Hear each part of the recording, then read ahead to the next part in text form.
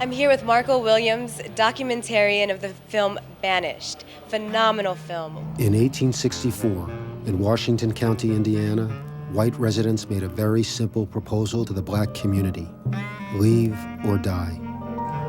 Banished is a film about a little-known history in our country where African-American populations were expelled by their white neighbors. And these incidents occurred between like 1864 and 1920.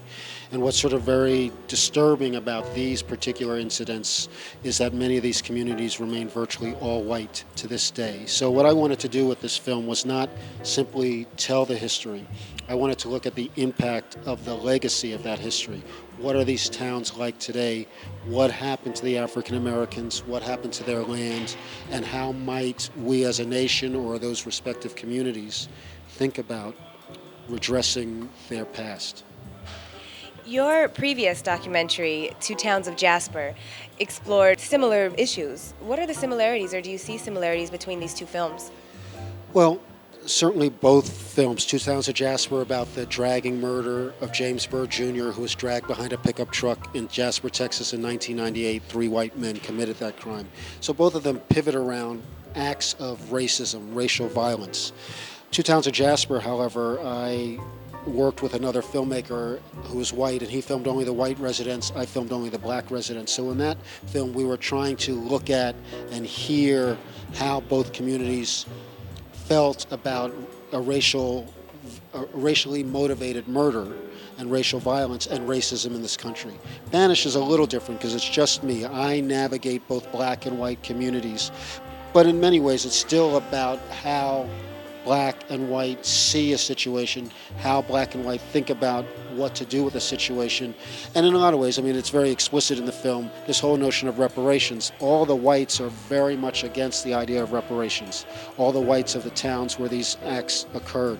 Whereas the blacks are, even if they don't actually use the word reparations, they certainly are looking for some method or mechanism for repair. So the films are similar, but one examines the problem. The other not only examines the problem, but looks towards solution. As you were a crew of yourself and a few others, I'm assuming, what was your experience stepping into the KKK, the headquarters, and actually sitting face to face with the lead of the KKK? Could you speak to that? Certainly. I mean, it turns out as well as one can have a situation where you have to sit across from somebody you essentially don't like, hate, yes, would like to strangle, or etc. But we left the town proper, and it was the full crew at that point, and we drove and drove and drove, and we're now in the most rural part of this community, and our cell phones don't work. And we don't know what we're getting into. We're just told how to get to the compound of the head of the KKK. We don't know what's there. We drive up, and there's a long dirt road, and what's going to be there? Well, as you see in the film, I mean, Tom Robb is physically unimposing. There were not a lot of Klans people. They weren't there with ropes and crosses, etc. But he still represents very much things that I don't care for, that he represents things that are about hatred. So the conversation, it wasn't really a conversation, so it became a kind of a verbal sparring with this guy. But in a lot of ways, it's not about the Klan. It's, as somebody else in my film says, the Klan is in this community because they're comfortable there, which is really a mirror or a reflection back on the rest of the community, a community of people who think that they are doing something to repair their past by forming a task force on race relations.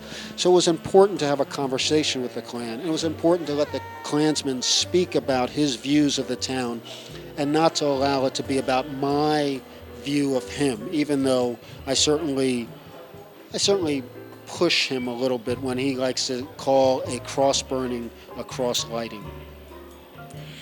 Could you talk to us about your opinion of reparations? Where do you feel America is leading towards reparations, especially with the banished African Americans in Georgia as well as the African American slave descendants? Well, reparations is a tricky concept in our country. When Black people or African Americans talk about reparations, it's always associated with slavery.